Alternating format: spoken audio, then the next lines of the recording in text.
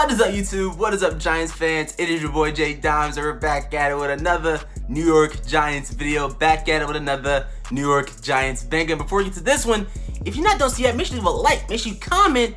The football season's almost here. If you're a Giants fan, hit the subscribe button. Now let's get right into this one. So, like I said, training camp is almost here. I am excited. If you cannot tell, for some teams, the training camp season already started for some teams. And I wanted to talk about Daniel Jones. What is my expectations? What is my stat projection, or stat prediction rather, for Danny Dimes? And I want to talk about the expectations first. I expect Daniel Jones to be a better quarterback in 2022 for the New York Giants. I expect Daniel Jones to have a career year for the New York Giants in 2022. When I'm looking at him in a new scheme with Brian Daboll and Mike Kafka as the two, main play callers, that is a big upgrade from Joe Judge and Jason Garrett. That is a massive upgrade. We're looking from an offense last year where it was unwatchable. We're taking QB sneaks on third down to an offense where we look at Brian Daboll, Mike Kafka. They're coming from two of the hottest offense in all of football today, with the Buffalo Bills and the Kansas City Chiefs. I expect Daniel Jones to be a much better QB. Some things I think Daniel Jones has to do, though, to get that second contract, to make it to that stage where we're talking about, should the Giants pay him? Should they not pay him? He has to make it to that stage, and some of the things he has to do for the Giants 22. First, you have to win the Giants games. You have to. We're looking at the quarterbacks that get paid the most money. Those are the guys that make the game-winning plays. Those are the guys that make plays when it all matters the most. And last year, DJ had some opportunities. Over his whole career with the Giants, he's had opportunities to make those type of plays. But then you look at guys like Evan Ingram dropping passes versus Philly. Then you look at Darius Slayton last year dropping a touchdown, game-winning, most likely touchdown versus Washington. If those plays open up and he makes those plays for the Giants this year, consistently making game-winning plays, or not game-winning plays, but making plays that keeps the Giants in the game, I feel like DJ, is going to get more of an opportunity to get that second contract. Another thing is, he has to just be better. Just be a better quarterback. You cannot play like your second year. You cannot play like your third year. You have to play a much better rookie season if you want to be the future of the Giants quarterback position. You have to. And when I'm saying that, I'm saying, like, cut out the interceptions. The dumb interceptions. I expect DJ to throw more picks. I definitely do.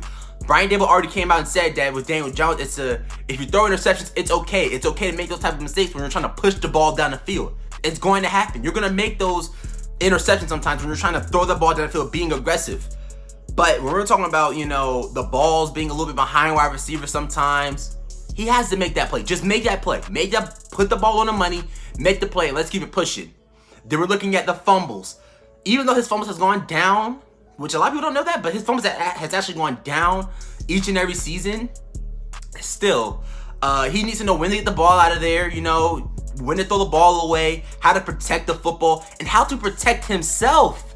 Daniel Jones, you must protect yourself. When you're running out of the pocket, do not try to run over 240-pound linebackers.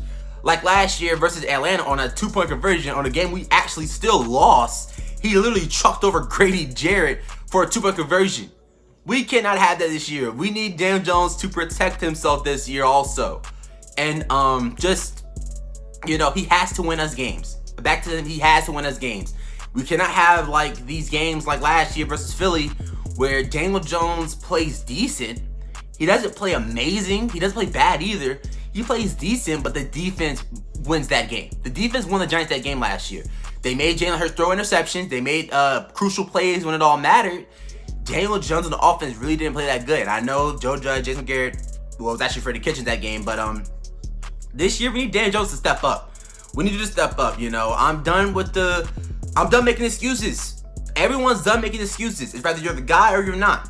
And the Giants went and they went out and they addressed the offensive line in some ways.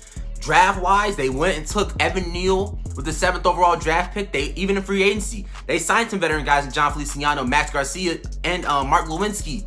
So he has the pieces now. I really do think Daniel Jones has the pieces to be a decent or a great quarterback. A decent season from Daniel Jones is not going to get him a second contract. We need him to be great. We need him to be great.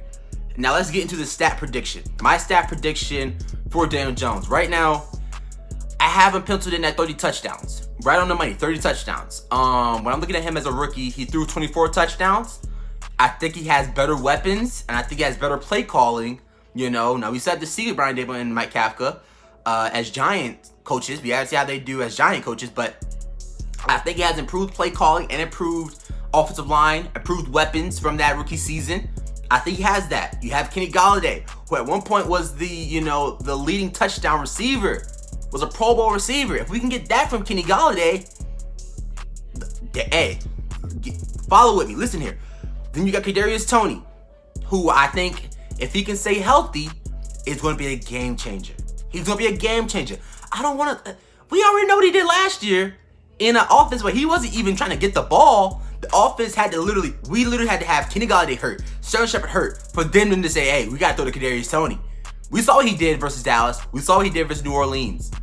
If we can get that from KT, game changer. Wan'Dale Robinson, who I'm excited for. I'm excited for him. And I think the Giants are going to be able to use these guys in a way to help out Daniel Jones. Then you got Saquon Barkley, who's going to be used in a wide receiver type role. They're going to use him in a lot of ways this year. That's going to add on more touchdowns for DJ. So I have him penciled at 30. I didn't want to go off the rails and say 35 or 40 or anything like that. But I also didn't want to lowball him and say 24, 25. Because I don't think that gives Daniel Jones a second contract with the Giants. He has to have a 30 touchdown type season. I think he has to throw 30 touchdowns or more to even think about having a second contract with the Giants. When we're talking about interceptions, I do expect Daniel Jones to throw more picks. I really do. And if you're thinking Daniel Jones will come out here and not throw interceptions, you're tripping. Brian Daboll already came out and said that when we're going to be more aggressive, you're going to throw more interceptions. It's okay to throw interceptions when you're trying to be aggressive. And I think that is where Daniel Jones, I think he's going to throw about 13 interceptions. I got him at 13 interceptions right now. So 30 touchdowns, 13 interceptions. And when I'm talking about yards, he threw for 232.8 yards per game as a rookie. And if you put that in a 17-game span, that's 3,900 yards. That's 3,900 yards, sniffing 4,000 yards. So I don't want to say he's going to throw 4,000 yards. So I'm having penciled in at 3,900 yards as of right now passing. Then you also got to bring in the rushing touchdowns.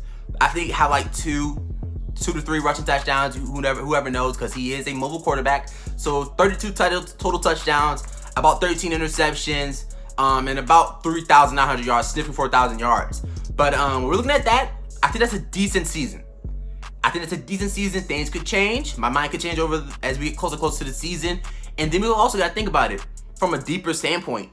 30 touchdowns, 13 interceptions probably isn't the greatest numbers, you know. But let's look at, did he win the Giants games? Did he show up in the big moments? Did he make those great plays that helped the Giants win games? You know, did he, lead the Giants this year and didn't have that back role or that Jimmy Garoppolo type role where he's being a game manager? If we can get that also with those type of numbers, I think he gets a second contract with the Giants.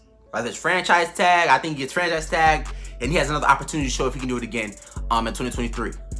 But that's going to do it. If you enjoyed this video, leave a like, comment, hit the subscribe button. Leave down below in the comment section your stat predictions for Daniel Jones or any other Giant. But mostly Daniel Jones. Let's talk about Daniel Jones in this video. Training camp starts Wednesday. I'm excited. Stick around, join the channel, hit the subscribe button for Giants content, Giants news. And that's going to do it. If you enjoyed it, leave a like, comment, hit the subscribe button. And until then, it's been your boy Jay Downs, and we are out. Go Giants.